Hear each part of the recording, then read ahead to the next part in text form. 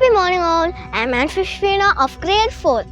The World Day Against Child Labour was first proclaimed by the International Labour Organization in 2002. Our goal in outlawing child labour is to establish a society in which they are treated with respect and has access to opportunities for growth, a good education and a suitable housing.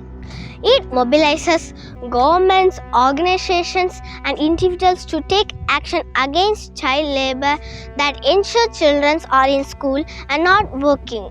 The theme for World Day Against Child Labour is Let's Act on Our Commitments. End Child Labour. Thank you. இனியாவது விழித்துக் கொள்வோம், மற்றவர்களையும் விழிக்கச் செய்வோம், எதிர்கால சந்ததியை தடைக்கச் செய்வோம்.